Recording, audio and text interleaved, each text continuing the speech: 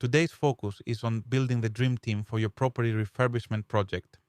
The right team can make or break your project, and knowing who to hire and who not to will save you time, money, and stress. We'll explore the key roles when they're essential, and how factors like project scale, complexity, and your own experience shape your decisions. First, let's address the common confusion.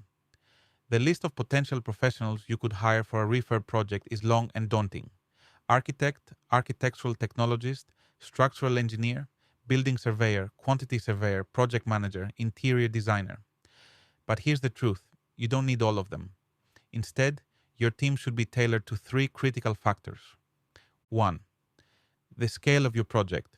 Is it a quick cosmetic update or a full-scale renovation? 2. The complexity of the work. Are you swapping out finishes or tackling structural changes? 3. Your own skills and time. How much experience do you have and how much time can you dedicate to managing the project? Let's make this real with 2 examples. First, meet Sarah. She's a first-time renovator who's purchased a 1930s semi-detached house in Nottingham. Her project involves installing a new kitchen and bathroom, rewiring and cosmetic updates, all on a £35,000 budget. Sarah has some DIY experience. She's plastered walls before, and she has the time to oversee the project herself. For Sarah, an architect isn't necessary since she's not changing the layout. A structural engineer might only be needed for a quick calculation if she's removing a load-bearing wall. And a project manager? Not required. Sarah can manage trades and scheduling on her own. Now consider Dev, a seasoned developer who's taken on a derelict Victorian terrace in Manchester. His project involves a full gut job, new roof underpinning the foundations, a rear extension, and a loft conversion with a £120,000 budget. Dev is juggling 3 other projects simultaneously, so he needs an architect for design expertise, a structural engineer for the complex structural work, and a project manager or main contractor to keep things on track. The takeaway? Scale, complexity, and your availability determine your team. Let's break down the core roles, what they do, and when they're essential. Role 1. Architect versus architectural technologist. This is one of the most common sources of confusion. Both roles are related to design but have distinct purposes. Architects are the creative visionaries. They're registered with RIBA, Royal Institute of British Architects, and focus on aesthetics, spatial flow, and creating that wow factor. If you're transforming a cramped bungalow into an open-plan masterpiece, an architect is your go-to. Architectural technologists are the technical experts.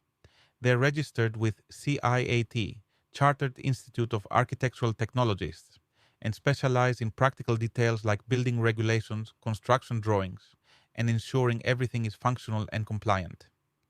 When should you hire them? For beginners doing extensions or loft conversions, an architect can bring beauty, while a technologist is great for more straightforward projects. DIYers often find that a technologist suffices. Developers might choose a technologist for high-volume projects and an architect for luxury builds. Role 2. Structural engineer. The structural engineer ensures your house doesn't fall down. They calculate beam sizes, design foundations, and provide the documentation required by building control. If you're removing walls, adding a loft, or digging a basement, a structural engineer is non-negotiable. For beginners, skipping this role is a dangerous mistake. DIYers should resist the temptation to rely on YouTube tutorials for structural work. Developers typically have a structural engineer on speed dial. Role 3. Building surveyor. The building surveyor is your property detective. They're invaluable for spotting issues like damp, subsidence, and other defects, whether before you buy a property or when surprises crop up mid-project. They're particularly useful for older homes, problematic properties, or listed buildings. Beginners can benefit from the peace of mind a building surveyor provides, while developers see them as a key part of due diligence. Role 4. Quantity surveyor, QS. The QS is your financial guru, handling cost plans, tendering, and budget control. They're especially useful for large projects with budgets over £100,000. Beginners can usually skip this role unless their project is massive, but developers often find the QS can save them significant sums. Role 5. Project Manager. The project manager is the on-site general, coordinating trades, solving problems, and keeping everything on schedule. If you don't have the time to manage the day-to-day running of your project, hiring a project manager is a smart move. For beginners, a project manager can be a game changer. DIYers may find they can take on this role themselves, but it's not for the faint-hearted. Developers often have an in-house project manager or rely on their main contractor to fill this role. Role 6. Interior Designer. The interior designer handles the finishing touches, colors, lighting, and staging. For high-end flips or luxury homes, an interior designer can add significant value. For most other projects, this role is optional. Hire or DIY. A framework.